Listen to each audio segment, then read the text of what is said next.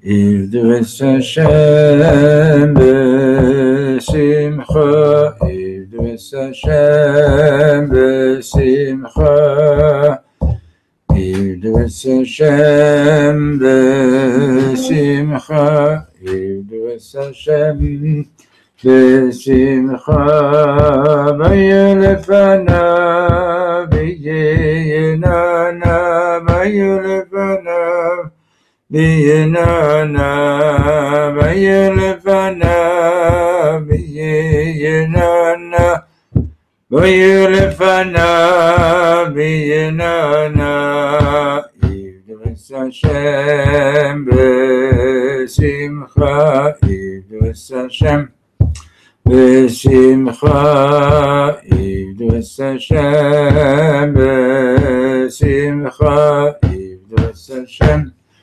besimcha, Vayelefanav b'yenana, Vayelefanav b'yenana, Vayelefanav b'yenana, Vayelefanav b'yenana.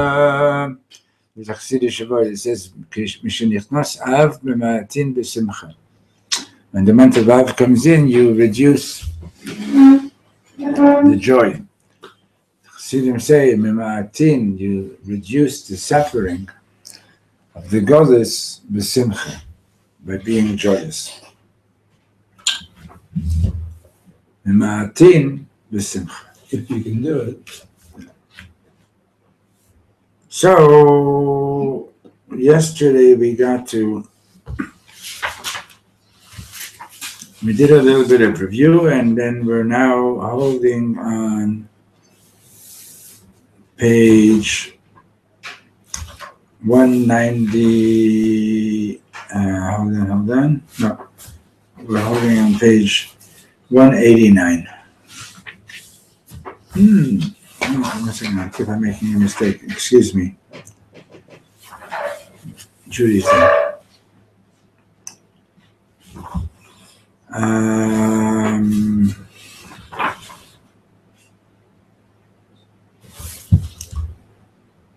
Judy, you got the door?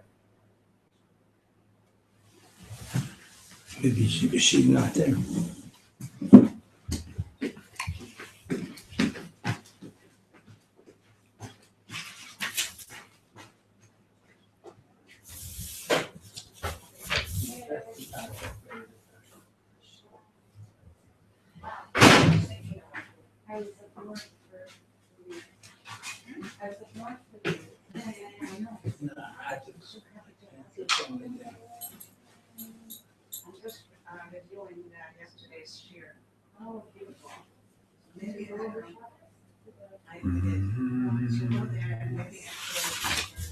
I'm so confused.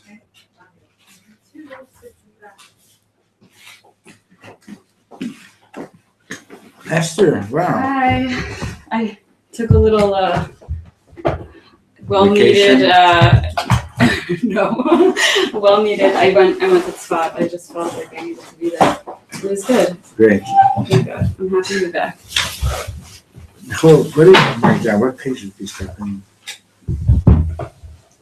Well, last time I was here, Yeah. we were on page 184. Okay, fine. So yesterday we went up to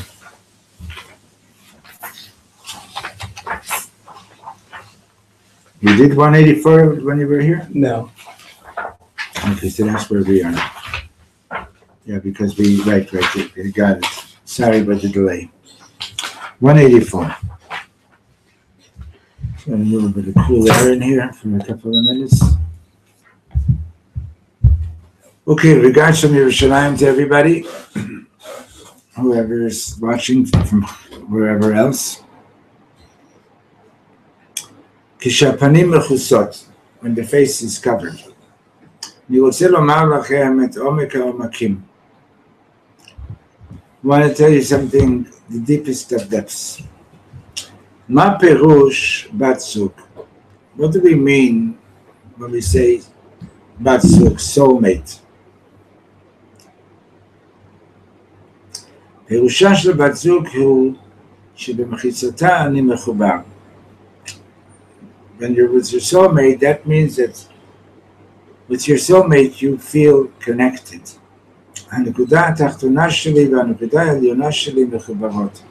Right, we've been talking about the lower point of our being, the supernal point of our being, and that Galut is a state where they're not connected, right? In other words, you notice you have a Nikuda Elyona, you notice you have a Nikuda Tachtona, that deep inside there's this Nikuda Pnimis, and so on, which, but sometimes it just feels that this is just so much in exile, is so deeply in Golus, I don't feel connected to my source, right?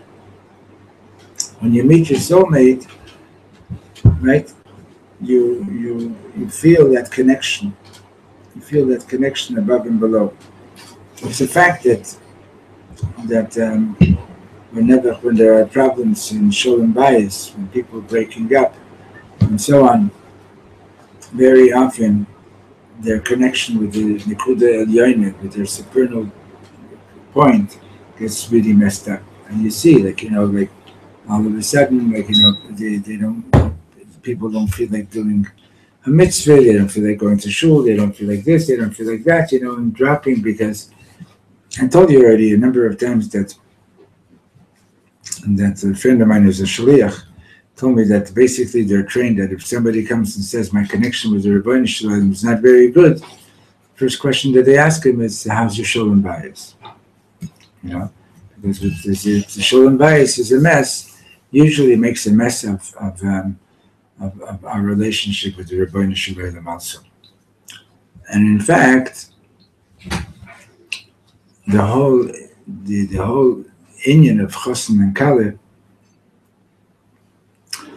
is not an invention from this world, but rather it's like sort of like a playing out of the relationship between HaKadosh Baruch Hu and Knesset Yisrael, between the Chosim and the Kaleh. HaKadosh Baruch Hu is the Chosim, Knesset Yisrael is the Kaleh, and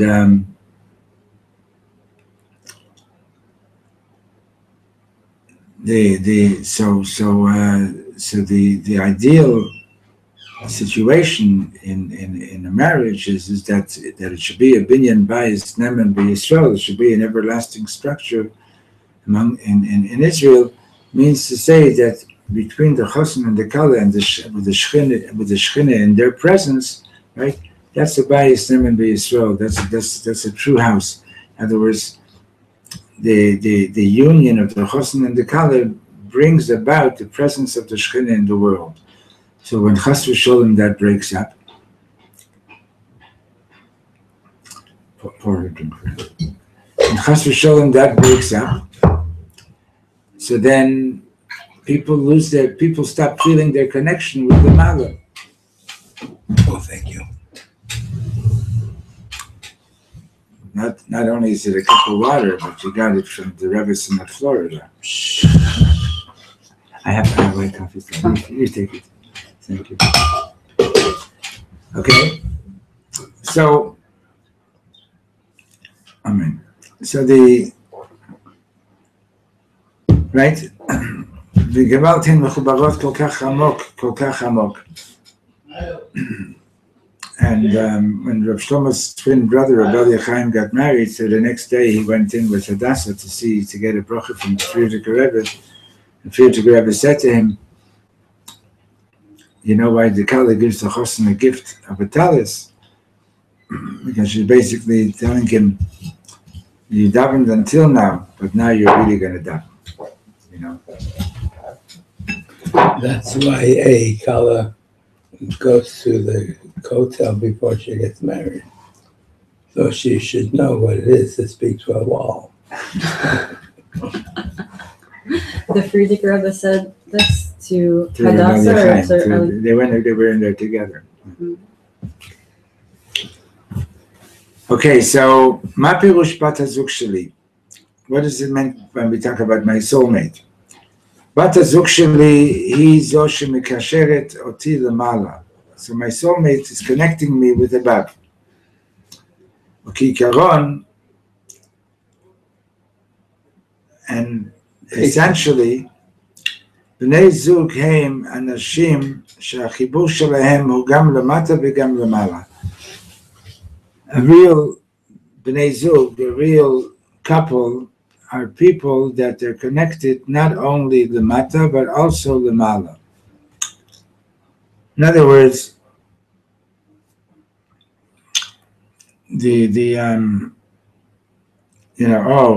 she meets him, he meets her. Oh, he's a good-looking guy. He's making a parnasa, Baruch Hashem. He works. He's a mensch.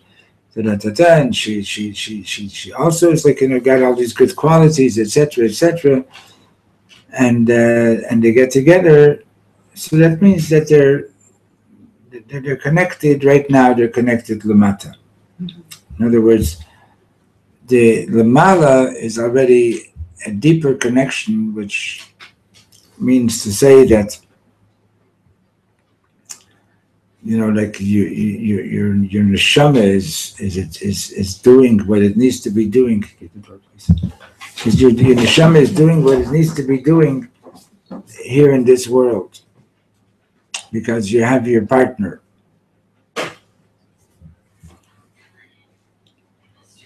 Okay. Hello.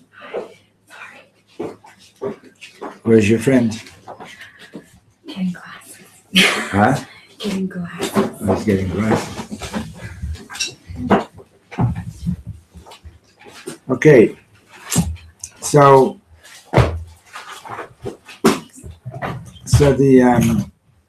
he says, "Kishiish ve'ishav nifgashim," right? So you can also have a relationship where your Nukudot Elyonot are connected, but the Nukudat Tachtona, where do you mind sitting over here so I don't have to? Oh, yeah.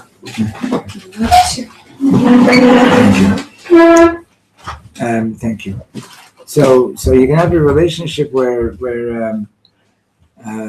spiritually you're connected, right? But with Gashmias, there's no connection. It's also possible. Right? So a real relationship is that the connection is both the Gashmias and spiritually as well. There was this young woman that used to come to the Tanya classes in the morning, and her parents aren't alive anymore. They died pretty young. And she told me that, they heard Lubavitchers and that they were very, very spiritual people. Like they'd learn a page of Tanya and they'd go flying, And they would do their meditations and everything. So I said, "So you didn't get breakfast every day?" She says, "That's right."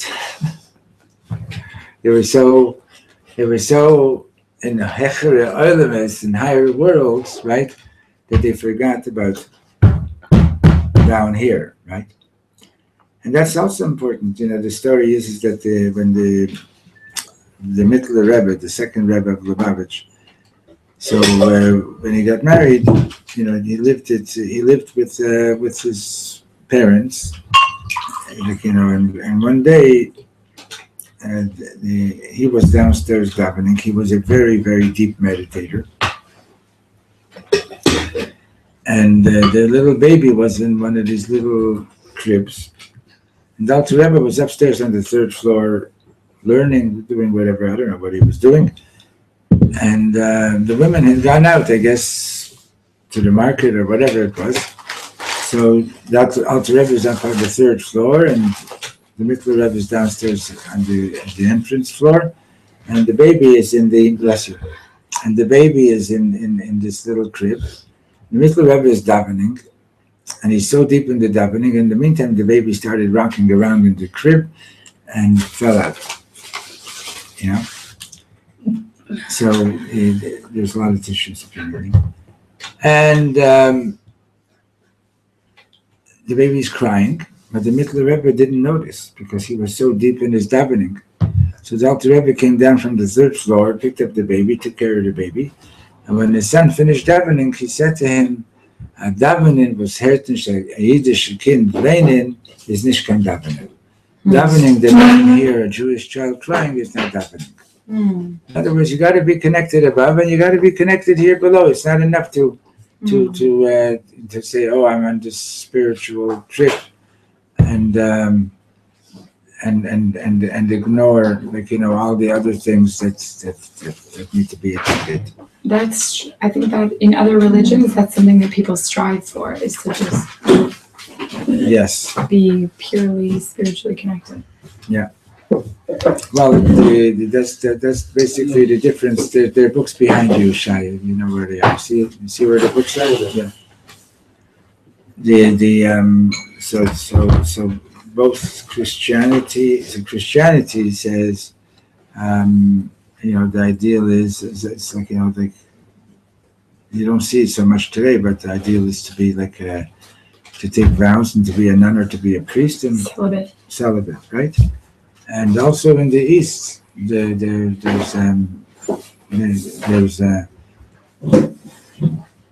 a big difference between Yiddishkeit and them and us, and the Torah way is that you got to be connected, begashmius beruchnius, physically and spiritually. You see, the Catholics read their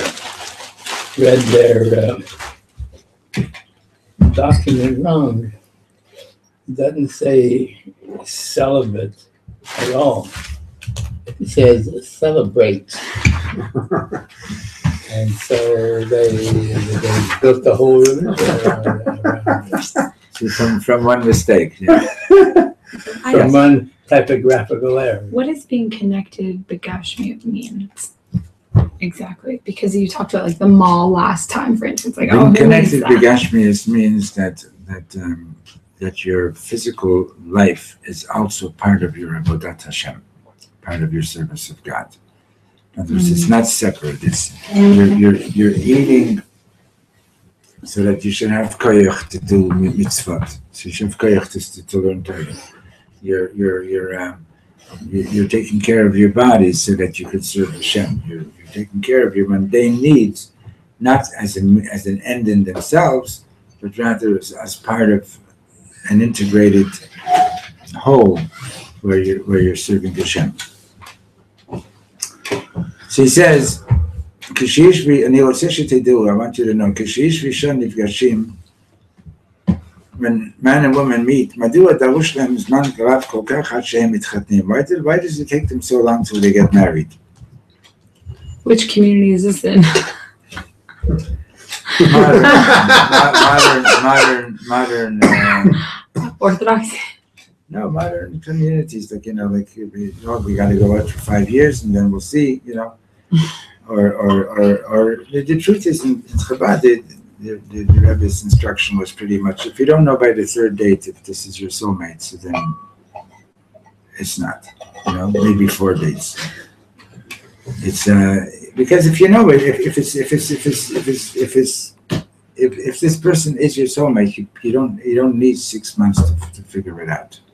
I wouldn't allow either of my boys to make any serious anything for at least 6 months. I wouldn't let them. Okay, so there's different shittas. I'm just telling you what his shitta was. And also, he wasn't into long engagement periods. You get engaged and then make the wedding within 2-3 months. Can you really tell after 3 weeks?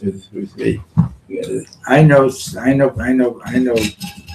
2 couples. I mean, one is already that they met and within 3 days they were engaged. And 3 days. 3 days. Wow. Look, it's well, let's see what Reb Shlomo says. Okay. He says, why is it taking them so long? It's not taking them so long because we're on 184 in the sort of the middle of the page. See it? It started there with only what says. So we're okay. So he says, why is it taking people so long until they get married? Not because they're busy with their nekuda elyona, אלא משום שהנקודה התחתונה משגעת אותם, but rather because of the נקודה התחתונה is driving them nuts.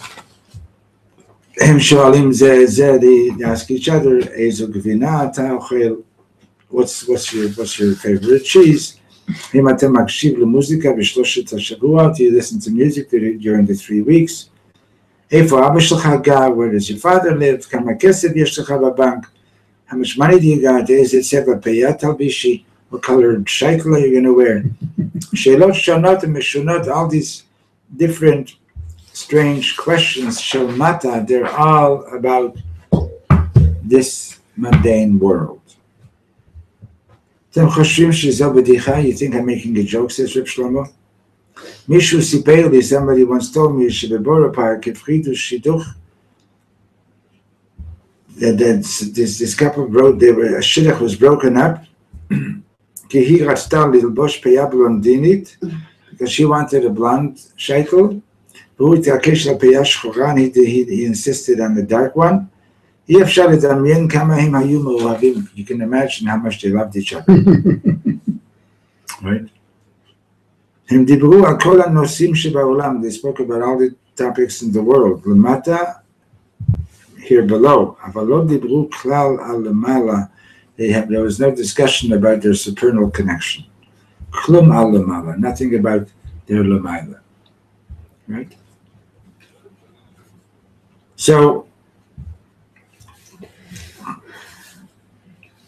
it's lo pashut. We know that. We know that it's lo pashut, and the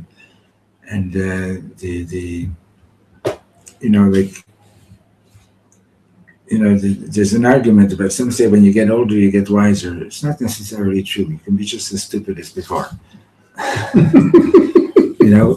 The Mad Magazine, their I don't know what you call that, I forgot the word. Their icon character, Alfred E. Newman.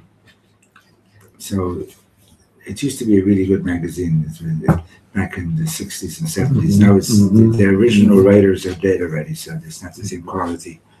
Anyway, so they would have a quote from him in every issue.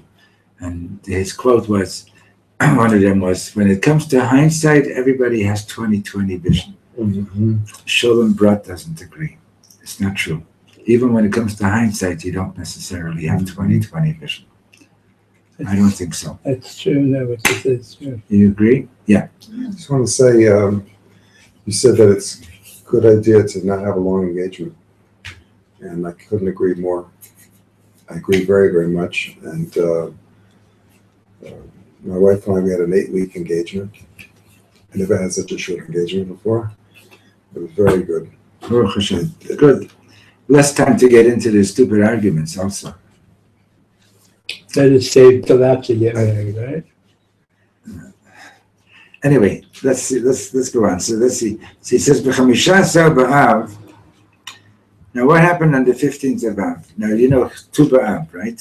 It's known as Tu B'av, Tet Vav B'av. Familiar with it, right? So there's a Mishnah. The Mishnah says that Lo hayu yamim tovim b'Yisrael kemo chamisha b'av and Yom Kippur. The two happiest days of the year were the 15th of Av and Yom Kippur. What happened? That the girls used to borrow dresses from each other. They'd go out into the vineyards.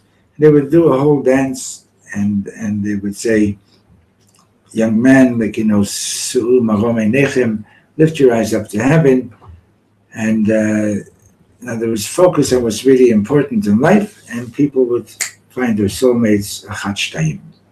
Okay. So he says, Kol shiduchim na'asim mahir ma'od. All these shiduchim took place very fast. Ish pogesh isha, but lo she'el ota davar. A man would have made a woman. He wouldn't ask her any questions. Ki hi mikasheret oto im ha'lamala b'tzura ha'amuka biyoter. Because when he would meet her on the 15th of Av, their connection above was so quick and deep, right? That he didn't need to ask the rest of the questions. Now, sometimes you meet a couple that are going out and they'll say something like, "Oh, like as a matter of fact, there was a young man in the community, he's not so young anymore, but in any case, and unfortunately, he wasn't working for a long time. Why are you not working? Well, overqualified. This job is not good enough. That job is not good enough, and so on. So he says, why can't I meet a woman who just loves me the way I am? So I said to him, my friend, Hashem wired women differently. What do you want? You want to marry somebody, you're going to go couch surfing, and then you're going to have a child, and you're going to keep on going couch surfing? Women are wired that for stability, right? And thank God that they're like that. Imagine raising children every night in a different place, right? Chas v'sholom. Now, so the Gashmias is important. There's no question. You understand? Gashmias is important, but most important is the connection with the Nekuda Lamala. And take for example, after the Holocaust, my father had lost his wife and 4 children, and now after the Holocaust he got married again, right? What did people have to offer each other? Money. Who had money? You were barely alive. You were just bone and skin. So we have one picture of my father from after the war. He looks like a skeleton with skin on top, literally, So what allowed them to go ahead and to get into a relationship and to build a family and so on? Because the Nekuda Elyono was connected. The supernal point was connected. So sometimes, unfortunately, it takes a situation where people realize that the Nekuda Tachtona is such a fleeting, easily disappearing thing, to realize that, wow, we do have a connection on a much higher level, right? Sometimes the Nekuda Tachtona is blinding. In other words, it's like we were learning in the previous few pages, like everything is a diversion away from our souls. So the fact of the matter is that we do live in Olam Hazeh, and you do have to have a decent place to live, and everyone should have a decent place to live, and when Chas v'Sholom, when people, at the end of the day, they're like, you open the fridge and God forbid there isn't much to eat, there isn't enough for the family or something like that. It can break things down very easily. The Gashmias is important, but it needs to be in the right perspective. In Yiddish, there's an expression. When somebody back in Europe, this is my father told me, when somebody did a shidduch with a rich girl, they would say, "Wat getan a shidduch mit a schmalzgrieb." You know what a schmalzgrieb is? It's a pit where you would collect the schmaltz. Schmaltz was like a delicacy. And then it says, "Ausgerinnen in the schmaltz and so geblieben the grieb." The fats ran out and the pit remained. In other words, if that's what you're doing to get into a relationship, because oh wow, this is going to be like we're going to take vacations and we're going to do this and we're going to travel around and it's going to be like a party time the whole time. But what are you going to do when Chas v'Sholom? When Chas v'Sholom, it's when. Did you turn it off or on? I tried to turn it on, but I don't know. What are you going to do, Chas v'Sholom, when When the money runs when the money runs out? The same thing with looks. The same thing with looks or anything else. Or with looks. She could be beautiful, or he could be beautiful today. As a matter of fact, there's a couple and they now live in Boston. I did their wedding over here years ago. And they were going out seriously for a long time. And he's a couple of years younger than her, and she's a good-looking woman, but she was already 3, 4, 5 years older than him, and he's a really good-looking guy, and a good guy, a really good person. Okay? But he was hung up on what's she going to look like in 5 years. Take a look at her mother. Well, that's what some guys go on a shidduch. They go look at they want to see pictures of the mother and the grandmother before they go. Oh my God, crazy. Oh my God, right. Anyway, so I happened to be on a trip, and I was in Santa Cruz giving a talk, and I met with them, and he was doing a training in some kind of body work on some farm, and that day he got poison oak all over his face. It's something like poison ivy. Mm-hmm. In less than 12 hours, his face was something ugly. This beautiful person, right? In less than 12 hours, his face turned into something like, oh my God. And that's what made him realize, do the shidduch. You understand? It took that. Hashem had to give him that touch, so to speak, to realize that, don't lose track of what's really important. Could I say something about this? Yeah, but the kids are, yeah. I have some experience with marriage because I was divorced 3 times until I got to a good marriage. Yes, for sure has experience with divorce, but can I know? Yeah. Experience with marriage. I know. I'm just kidding. And this time I did everything differently. And this time it was exactly the way you're describing it. Connecting about, yeah. And what I want to say is that when you have this kind of connection, the more you love your spouse, the more you love Hashem. And the more you love Hashem, the more you love your spouse. And the most intimate time with your spouse is the most intimate time with Hashem. And correct. It is amazing. And what I said about the short engagement, it's so important because when you really love someone, the physical can be a problem. Physical desire can be a problem, but keeping engagement short, it lessens the risk. Right. Because it's so important to be able to go into a marriage pure. Right, with all the brachas. Pure. So, okay, so the shkoyach. Now, Chazal Omrim, we're on page 185. Chazal Omrim, liyom rishon yesh ben zug hu yom sheni. The first day of the week has a partner, the second day.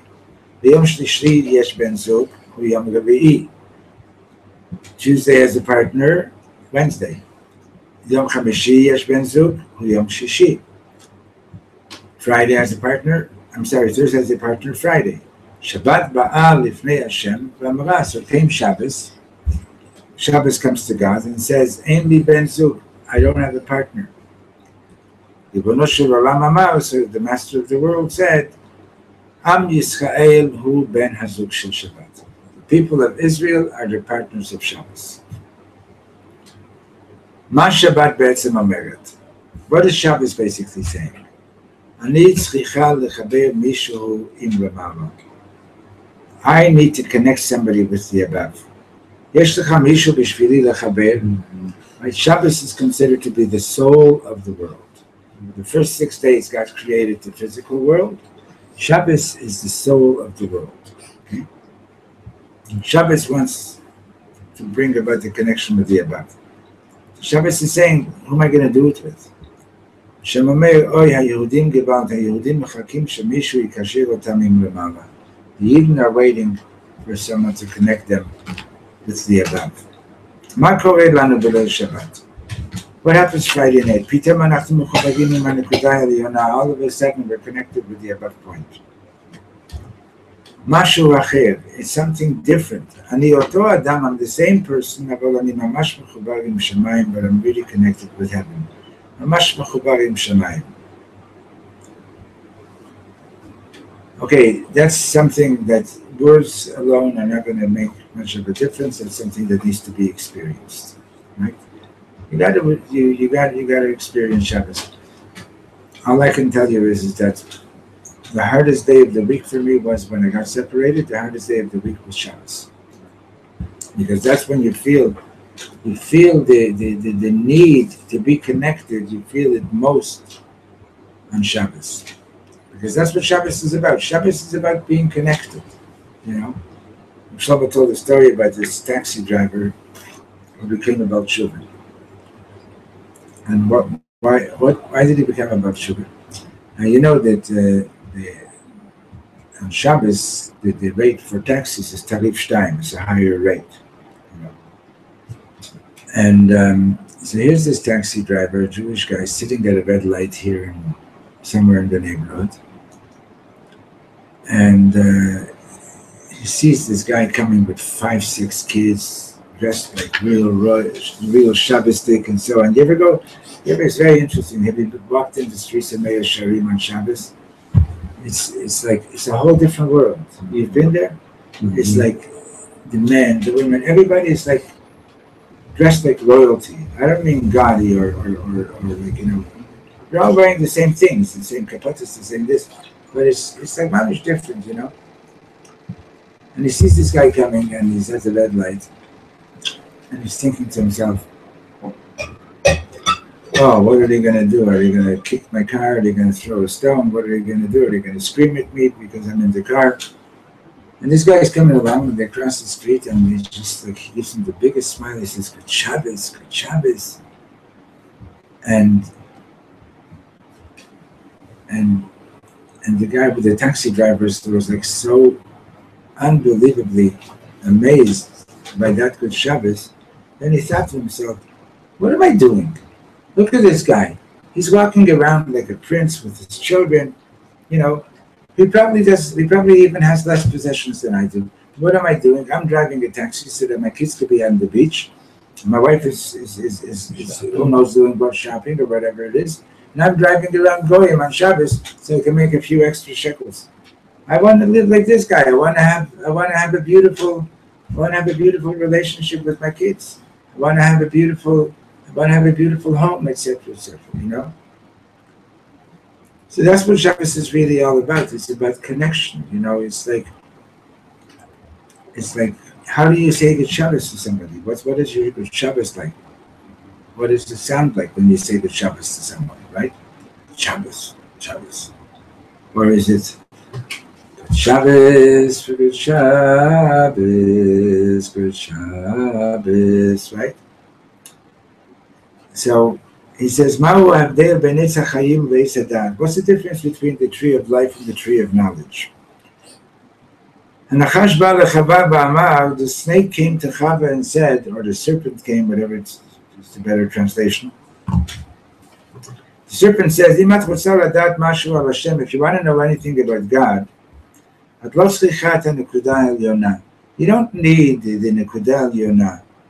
What do they know about heaven? In heaven, הדבר החשוב ביותר בעולם הזה הוא לדעת מה טוב, מה רע, זה כשר, זה גלת כשר, זו עוגה כשרה, זו עוגה לא כשרה, מה עוד יש לדעת? The main thing is to know reality on this world, to know how to navigate in this world. This is kosher, this is not kosher, this is good, this is evil. Right?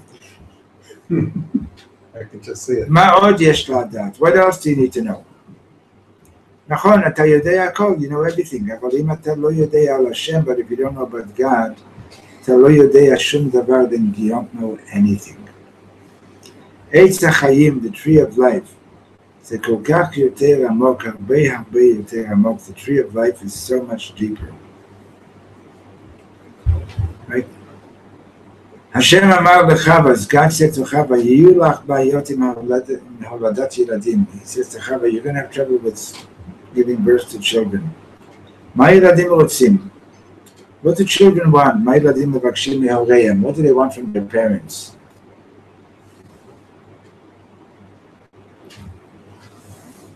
הם לא מבקשים מהוריהם, תלמדו אותי איזה נקניק כשר. They're not asking their parents, tell me which hot dog is kosher.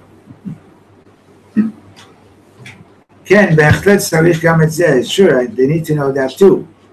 אבל בשביל זה אפשר ללכת ללמוד בישיבה. If you want to just go, what's kosher, what's not kosher, you can go to school and they'll teach you everything.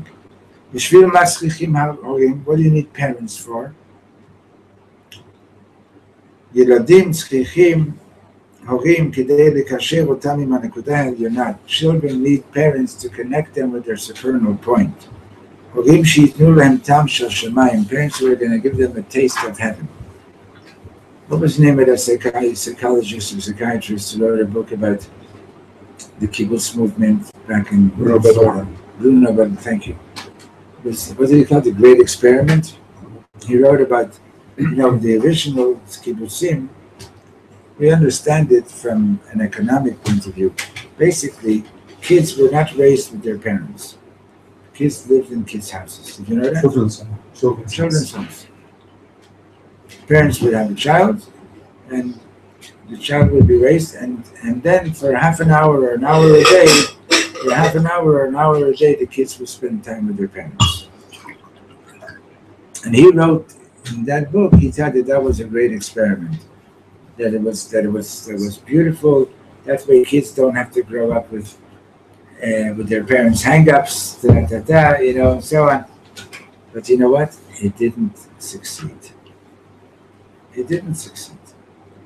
And eventually the kibbutzim changed, and the parents started taking their kids home for nighttime to be with them and to spend time with them.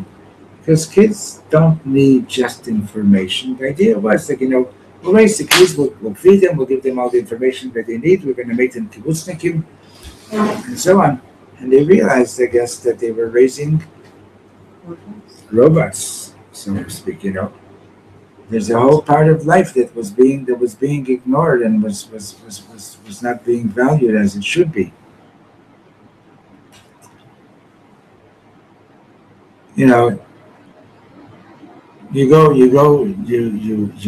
Okay, so you go into the bank, you need to know who's the teller and who's Children of the Dream. Children of the Dream was what it was called. And who you speak to for this and for that and so on and so on. And you don't really need to relate with the person, right? But the truth is that you do need to relate to them. Every person that you meet is a potential moment of the highest kedusha. So, what do you mean by that?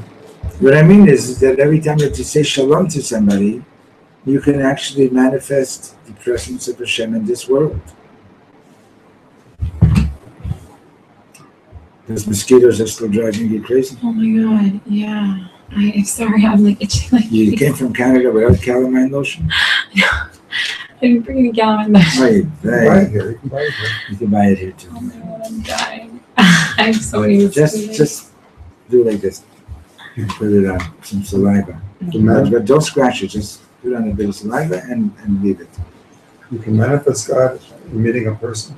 The way you say hello to someone, the way you say mashlomcha, it could be done in a way that people say, "Oh, God is real." Can you explain that? I think that you know what I'm talking about. I think so, but it's not so simple. I mean, do you see God's presence in everything? Do you see God's presence in every encounter that you have? Or do you think that God is just somewhere out there in space and once in a while comes and visits us on Yom Kippur? Maybe. No, it's not just in seeing wonders of nature that you might feel God. No, in every encounter, you go to the shuk. Look, any person. You get into a cab, right? You have a choice. You can get into a fight with the cab about why'd you go this way, why'd you go that way? Or you can have a discussion and you can realize what even this cabbie knows about God. Yeah? Absolutely. Okay. We can be sitting here, we could be learning beautiful things and exchanging beautiful information. But if it doesn't make a difference in the way we say hello and goodbye, so we could have had a math class instead. You like math? Good. You too? Who likes math? It's a beautiful language. I like it when I understand it. Yeah, it is. It's a beautiful language. It's a very sophisticated language. Without math, you wouldn't have any planes flying. Without math, you wouldn't have an automatic dishwasher. Without math, you wouldn't have any of these things. Understand? You wouldn't have an iPhone. I've been able to put a man in space. Okay? Never mind, no iPhone. Could you imagine? What would life be like if all of a sudden all the iPhones got hacked and stopped We working? have to start talking to each other. Right. It's true. You have to start talking to each other, and that could be a real problem, right? Okay, let's do another paragraph. Lifnei shiladim noladim, page 186. Before children are born, hem b'shamayim, they're in heaven. Hem shoalim, they ask, Ma yeh itanu shem ba'olam? What's going to happen with us in the world? Hashem Omer, God says, Yesh Abba v'Ima shemechakim lachem. You have a father and mother who are waiting for you. V'hem yitnu lachem k'sat shemayim ba'olam hazeh. And they're going to give you a little bit of heaven in this world. Tivalt ha'yeladim mu'chzavim im atem lo osim et zeh. Woe, children are so disappointed if their parents don't give them that shemayim. Tivalt ha'yeladim. Right? I want my father and mother to connect me with the supernal point. And also to the point here below in this world. I want them to teach me how to be connected with everything. My father and mother brought me down to this world. They know that I come from heaven. You know where I'm coming from. So kids are wanting that, right?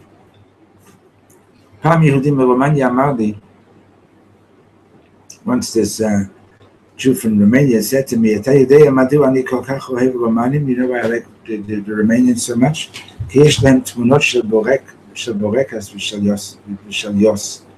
Because they have pictures of good borekas and this drink called yos. I want them to remind me of where I was born. That's what it's all about. Like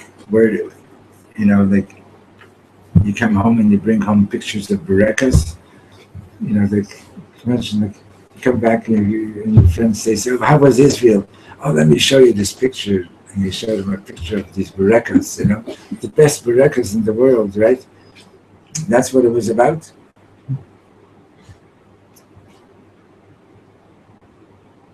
You know why kids love their parents? They say, you could show us pictures of the place where we come from. You hear that line? You could show us pictures of where we come from. In other words, you could show us what it's like in Shemayim.